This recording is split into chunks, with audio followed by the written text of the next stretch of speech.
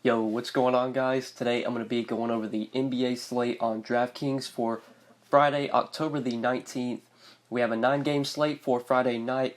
I'm going to go through the slate and talk about my favorite plays at each position, build my core of 5 plays, 5 guys I expect to have a lot of exposure to across my tournament lineups. And I'll just try and give as much information, enough analysis in this video to where this is a very useful video for you and a video you should be watching. But yeah, let's go ahead and get started. Just make sure you guys drop a like on the video. I'd appreciate it. And subscribe to the channel if you have not already. But starting off at point guard, looking up top here, Russell Westbrook is the top point guard on the slate when it comes to price, but it looks like he's not expected to play today. I believe there's already reports that he's going to be out. I believe he's doubtful.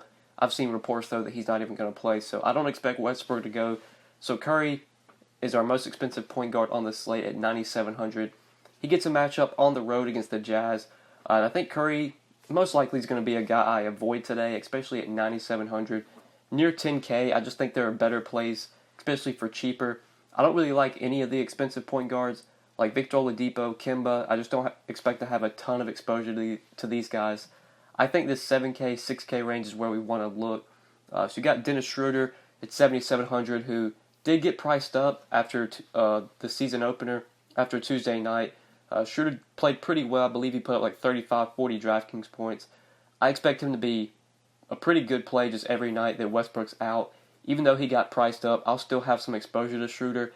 It isn't a great matchup. The Clippers actually have some really good defenders, guard defenders that is, with Patrick Beverley and Avery Bradley. So it's not a cupcake matchup for Schroeder, but he could still easily put up 35 to 40 DraftKings points without a problem. So at $7,700, I'll have exposure to him. I'm not going to go insanely crazy on Schroeder. I'll expect I'll have it probably at least about 10-15% as long as Westbrook's out. In this 6K range, this is where I see plays I really like here. Kyrie Irving just really sticks out to me today. Just seems way underpriced. $6,600 when you've got guys like De'Aaron Fox, who are $100 cheaper than Kyrie. Like Mike Conley's more expensive than Kyrie. Eric Bledsoe's the same price. Jeff Teague's only $200 cheaper than Kyrie. That just doesn't make a lot of sense. Kyrie's price is way too cheap today. On the road against the Raptors, I think this isn't the best spot for Kyrie, at least like not the best matchup, like not a slam dunk spot. But the price tag's what really gets me on him. Can easily pay off this price tag without a problem. He's coming off a disappointing outing in the season opener, so maybe people will get off of Kyrie. But I expect to have plenty of exposure, especially at this price tag. If Kyrie was like 8K, 8,500, 9K, I wouldn't be playing him today.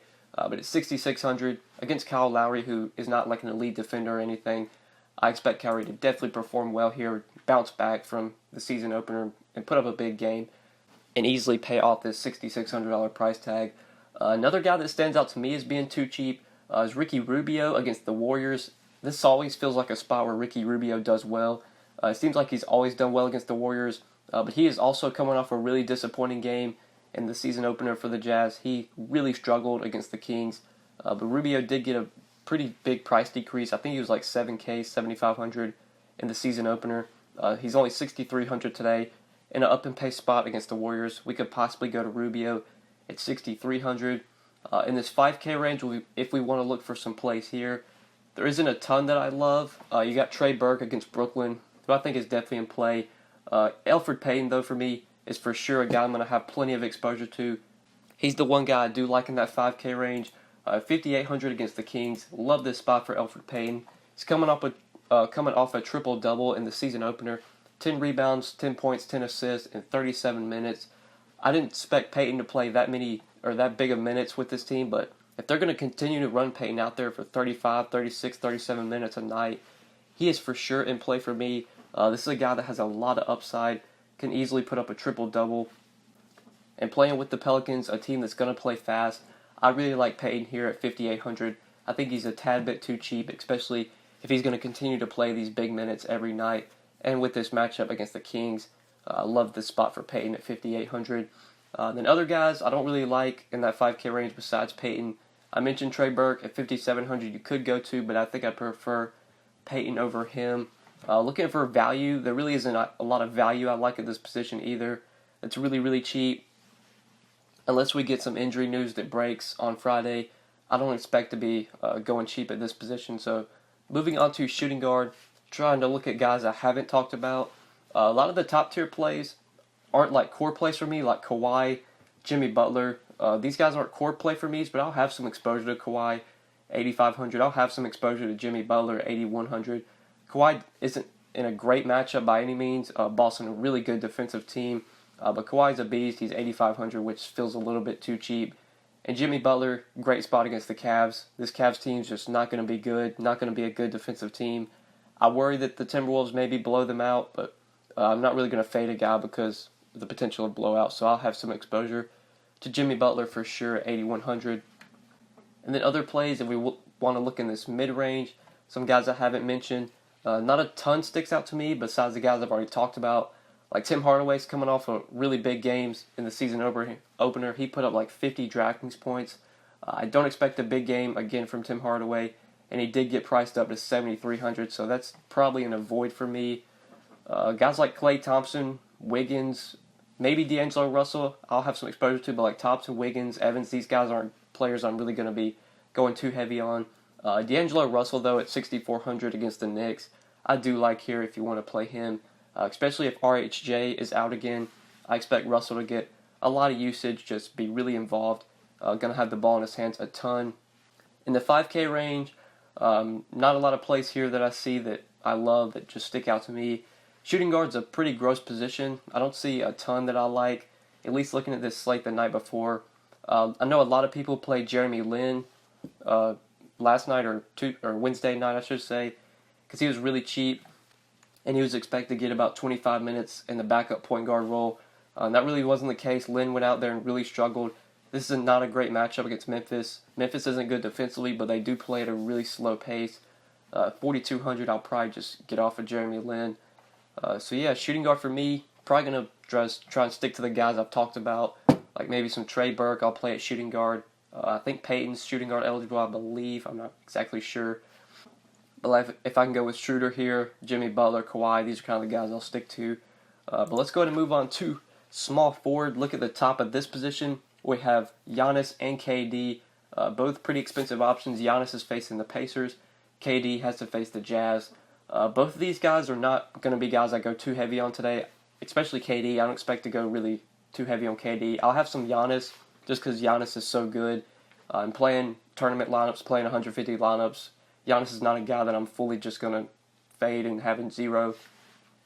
I'll probably go about 5-10% Giannis, but nothing too crazy. Paul George is a guy that I expect to have a lot of exposure to today, though, especially at 8,700. As long as Russ remains out, Paul George is going to be pretty much the focal point of this Thunder offense. Dennis Schroeder got a pretty big price increase, I should say, to 7,700. PG, on the other hand, his price remained just about the same. I don't even think its price went up. It might have actually decreased from what it was Tuesday night.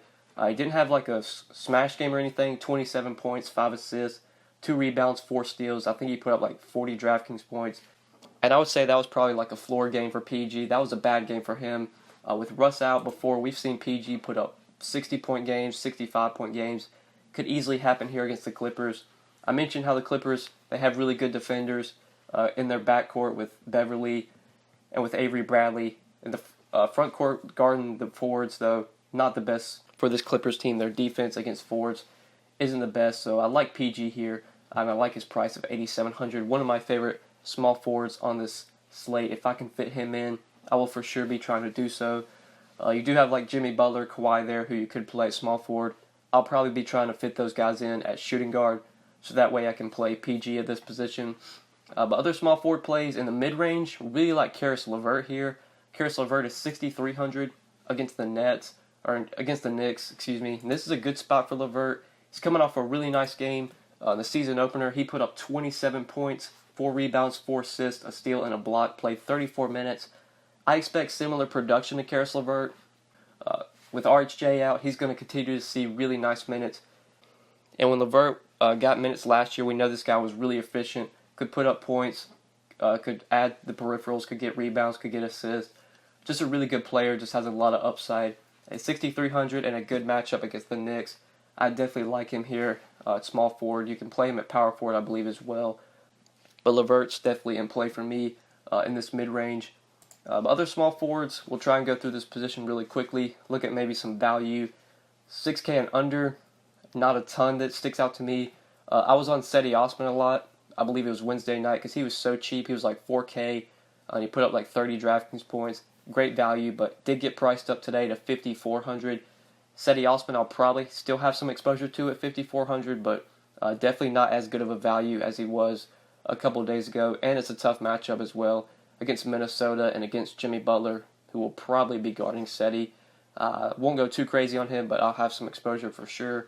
But the value plays here aren't a ton I see.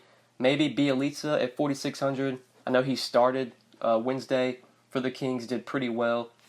And I think he played about 28, 29 minutes. He put up a big game, so at 4,600, if he's going to continue to start for the Kings, Bielitsa could be in play as a cheap value. But I think that's it for small forward. Let's quickly go over to power forward, where we do have AD at the top of this position. He is 11,600. Really expensive, but AD for sure is worth this price tag. We saw it Wednesday against the Rockets. Just big game from AD. I think he put up 80 DraftKings points or like 75 DK points. It was just a really good game. The guy just has so much upside. With Boogie no longer on the team, AD is going to be the focal point of that offense. I think he nearly triple-doubled in that game. I know he had like 18 rebounds, 30 points. I think he had like 6, 7, 8 assists or something. AD is just a really good player. This is a good matchup for him against the Kings. Nobody on the Kings defense can stop this dude, so I'll be jamming in AD in plenty of lineups today. Obviously couldn't include him in the core plays just because I went with PG, Irving, Payton, and LeVert. Pretty expensive guys. Couldn't jam in AD in there as well because then we'd just be really thin in salary. But I'll for sure have like at least 25-30% AD today, if not more than that, across my lineups. But let's look at other power forward plays. Kevin Love at 8K. I don't love that price, but I expect Kevin Love to be a pretty consistent player all year. A guy you can rely on just because the Cavs really have nobody else to score. Love's going to pretty much be the guy they look to when they need scoring. 8K against Minnesota. You could go there. I don't expect to go too crazy on Kevin Love, but he'll for sure be in my player pool today. Other options, though, in the 6K range, again, not a ton I see here I love or that really sticks out to me. So looking 5K in this range, again, really not a ton I see that just sticks out to me as like must plays, guys you have to have today. Power 4 is just like a really gross position. I'll try and play like maybe Bielitsa here. I'll obviously have AD in a lot of lineups, but like the value is really thin. If you think Tristan Thompson's going to play a lot of minutes, you could go to him at 4,700. Obviously, somebody's going to have to guard Karl Anthony Towns. It's probably going to be Tristan Thompson as long as Larry Nance is out. They could put Nance on Thompson, but Nance might miss this game. So Thompson might be forced into big minutes, and at 4,700, he could be a value. Mention Bielitsa, 4,600, who's a value as well. Kevon Looney's coming off a big game, but I'm probably not going to be playing him at 4,500, especially not against the Jazz. I'll shy away from that. Kyle Anderson, 4,300, definitely a value you could go to, especially against the Hawks, a really good matchup for him. He is very, very cheap. Do like Kyle Anderson today. But I think that's it for power forward, so let's go ahead and quickly go over some center plays. Look at the top of this position. This isn't a position I want to really pay up at unless I'm playing AD here. Karl Anthony Towns at 9,100, I'm probably going to avoid against the Cavs. I like the mid-range at center, like the 7K to 6K range is where I think there are a lot of good plays. So Marc Gasol, 7,200 against the Hawks, for sure going to be a guy I have plenty of exposure to today. Same with Cantor. I won't go too crazy on Cantor, but it's 7,400 against Brooklyn. With that matchup against the Nets, we know how bad the Nets struggle against centers. I do like Cantor today. Steven Adams as well against the Clippers. Clippers no longer have DeAndre Jordan, so they're going to really struggle to defend centers. Steven Adams is 6,900, so I will for sure have some exposure there. But in the 5K range, love a guy here. Miles Turner at 5,800 just feels a little bit underpriced for this matchup with the Bucks. The Bucks really struggle to defend centers. They just have all year, or at least all year I shouldn't say, but they really did last year. And they got Brook Lopez, and he is not a very good defensive center. So I expect the Bucks to continue to struggle to defend centers. 5,800 from Miles Turner just feels way too cheap. We know how much upside this guy has when he gets the minutes. I expect him to play 25, 30 minutes here.